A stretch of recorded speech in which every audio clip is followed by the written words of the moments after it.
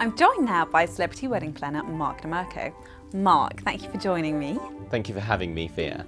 When a bride and groom come to you to plan their wedding, obviously the venue is an incredibly influential part of that. What kind of venues have you come across in the past? Well, we've worked with a range of venues, so from hotels, so hotel ballrooms, which are quite traditional and quite common, to other more uncommon venues, such as gallery spaces, museum spaces, orangeries, and also restaurants are quite popular now. I always think it's quite fun and exclusive to hire a whole restaurant out for the evening for your wedding day. Fantastic, and of course if you get the restaurant you're going to have an amazing chef to go with it. Exactly, totally. So if food and drink is a total big thing for you and a big element of your wedding day, restaurants are the best option really. Have you noticed any trends coming through with the type of venue that brides are going for? I think with the current economical climate and the way that it is at the moment, people are still doing quite elegant and exclusive weddings, making them very subtle. So we're maybe spending a little bit more on food and beverage, making sure people are spoilt in that way, and rather than having big ostentatious floral displays, we're doing quite more intimate, chic, but still glamorous displays. Now, in terms of planning your wedding, what are the key factors to take into consideration when you're choosing the venue? The space. Is it large enough for you, for your guest numbers? Service and operations as well. Is the kitchen nearby? Will the food work really well and service on that point of view? Think about the flow of the day as well. So traditionally you have a few different parts of the day, so starting with, if you're having the ceremony also at the reception venue as well. So you've got ceremony, drinks reception, then through to a dinner. I also like to break up the dinner and dancing to either separate rooms or allowing for the room to be turned around and changed to add a different element to the day really. How can you do that? The ways of changing that is very easy. What we've done on several different occasions is we've done the cake outside of the room. So if there's fireworks, we've done the cake on a terrace, and as soon as the couple cut into the cake, bang, the fireworks go off behind them and it's a surprise for the guests. Sounds incredible. In terms of making an impact on your guests, obviously that is one fabulous way of doing it. Sure. But what other factors should couples take into consideration? Don't forget the little details as well.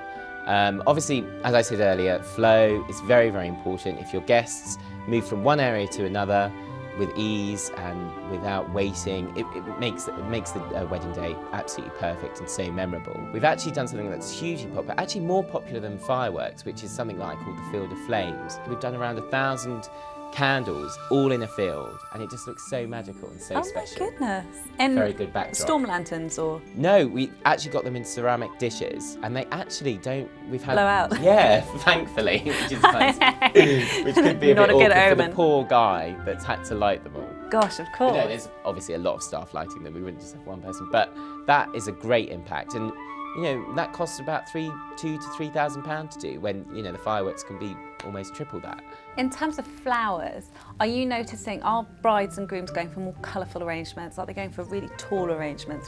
What's cool in the world of florists right now? Flower-wise, last year purple was huge for us. We had at least 4 couples that individually, without my direction or without any florist's direction, asked for purple and colours, which was quite extraordinary. So we had a lot of purple in our portfolio after last year. But this year, unfortunately, there's nothing that inspiring at the moment. It's been quite traditional whites and greens, which actually I think always works really well. Traditional, kind of classic, simple, is always quite well and fabulous. I've noticed a lot of florists have got little jewels incorporated into the arrangement. Absolutely. Is that something that's becoming more popular? Crystals, jewels, definitely. I've just said this many times before, you can add instant wow to the most simple of rooms with candelabras and cut crystal, so whether it's through glassware or, you know, diamante chair backs, it's a perfect detail.